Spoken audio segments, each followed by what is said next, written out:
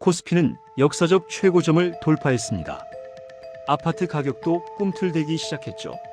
커뮤니티에서는 돈 번 사람 이야기가 심심치 않게 들립니다. 그런데 당신의 통장은 안녕하신가요? 마트에서 장 한번 보면 예전처럼 담지도 않았는데 10만 원이 훌쩍 넘어갑니다. 해외여행을 가려면 환율 때문에 겁부터 납니다. 왜 그럴까요? 자산 가격이 올랐다고 뉴스는 떠들지만 정작 우리는 조용히 가난해지고 있기 때문입니다. 이 영상은 그 불편하지만 반드시 알아야 할 진실을 이야기합니다.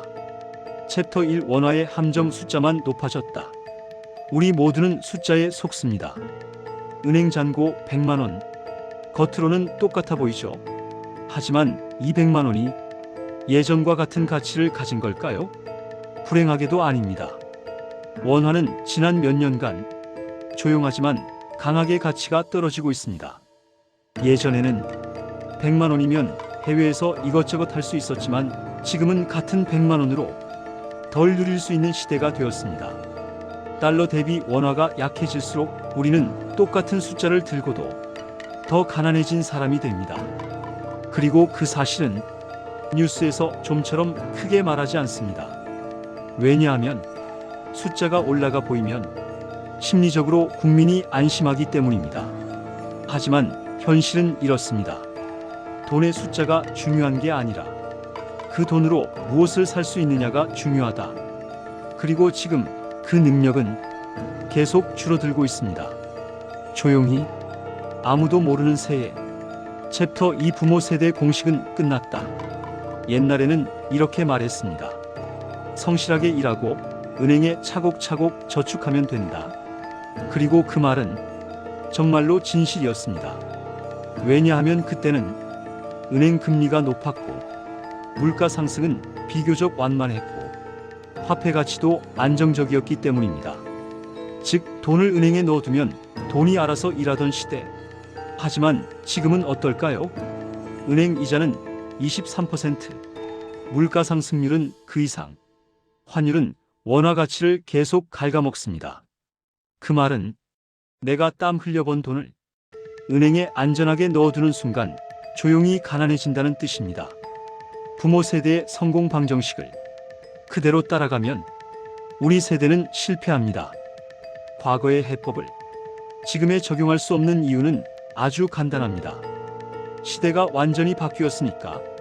예금이 안전하다는 믿음, 그 믿음 자체가 지금은 가장 위험한 환상일 수 있습니다.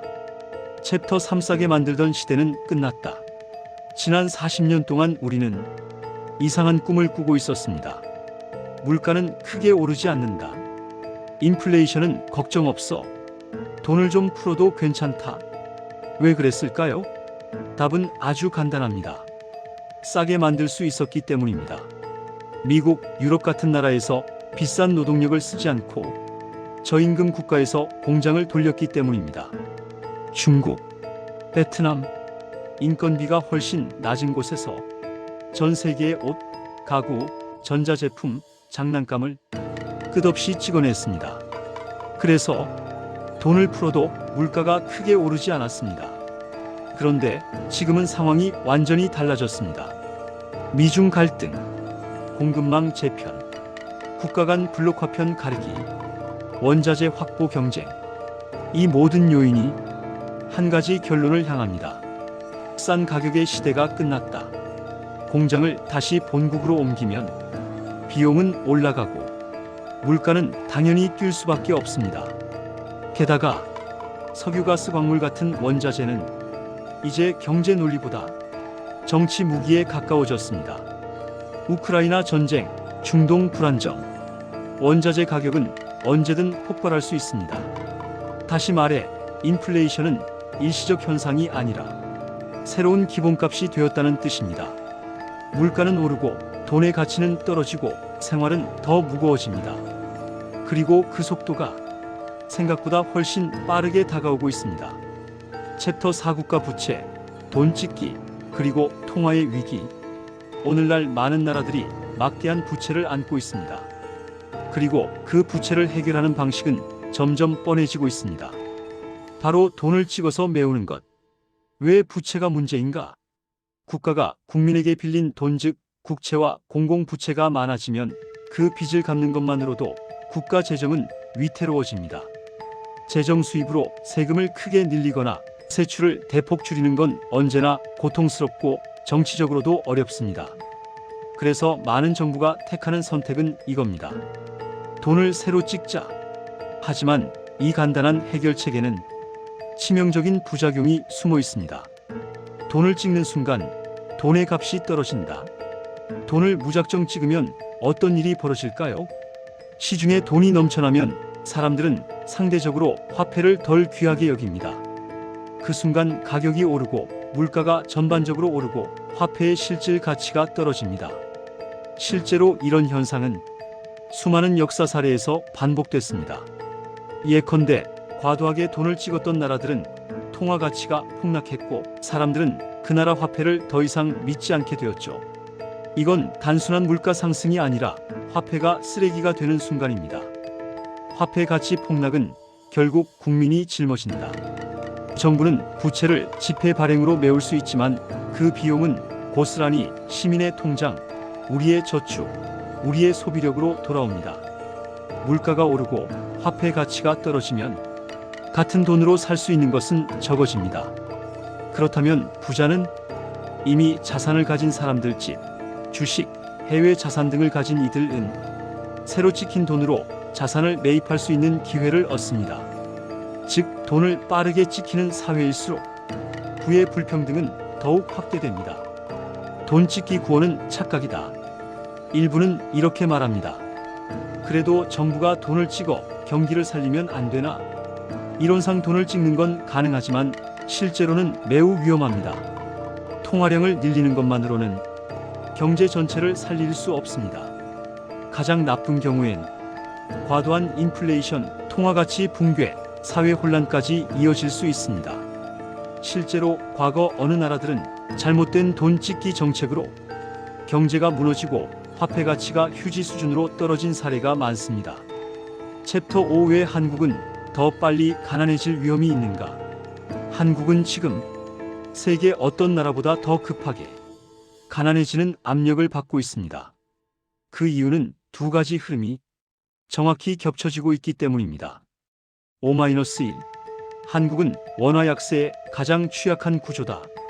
한국 경제의 가장 큰 약점은 수입 의존도입니다. 우리는 석유도, 가스도, 금도, 심지어 먹는 식량까지 대부분 수입합니다.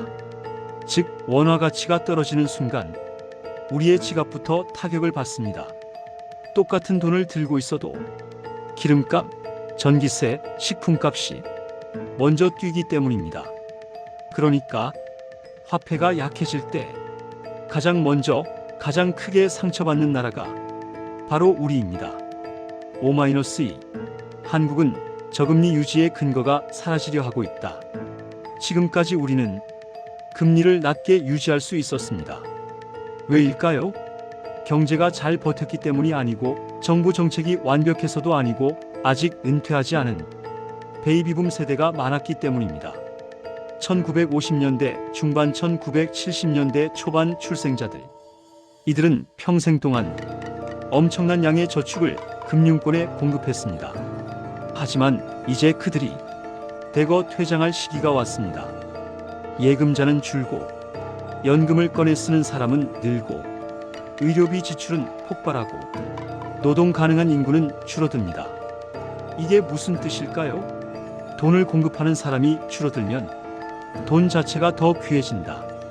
금리 상승, 그리고 금리가 오르면 기업과 가계의 부담 증가, 부동산 시장 흔들림, 원화 약세 심화, 물가 압박 가속, 즉 저금리 시대의 만료일이 눈앞에 와 있다. 5-3. 한국 특유의 속도감. 세상은 항상 느리게 움직이는 위기를 무시합니다. 하지만 한국의 위기는 느린 척하다가 한번 움직이면 너무 빠르게 진행됩니다. IMF가 그랬고 금융위기가 그랬고 부동산 사이클도 그랬습니다.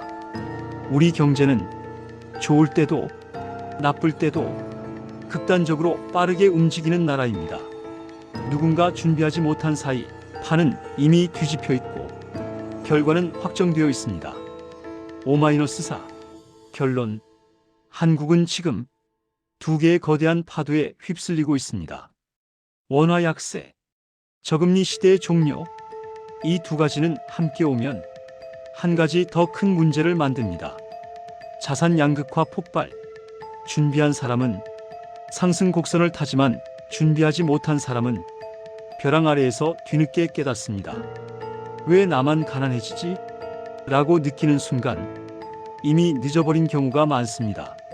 하지만 아직은 끝이 아닙니다.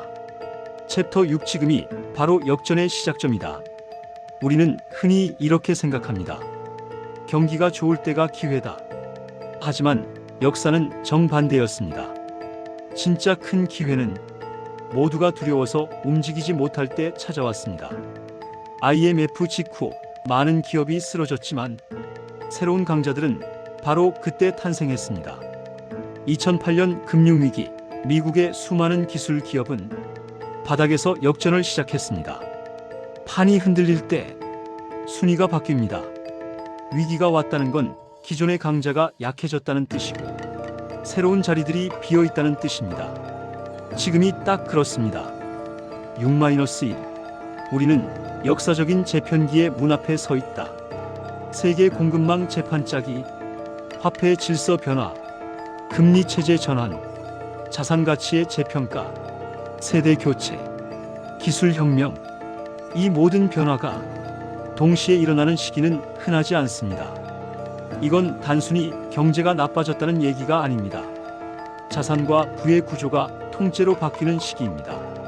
지금 준비하는 사람은 다음 10년을 선점할 수 있습니다. 6-2. 아는 사람과 모르는 사람 사이의 전쟁. 멋진 비즈니스나 높은 연봉보다 더 중요한 차이는 이것입니다. 지금 무슨 일이 일어나는지 알고 있는가?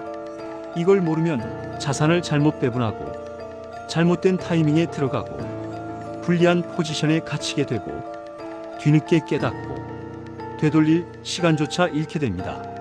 하지만 아는 사람은 인플레를 이기는 자산을 찾고 화폐 리스크를 분산하고 금리 변화에 맞춰 움직이고 미래 질서를 앞서 탑니다.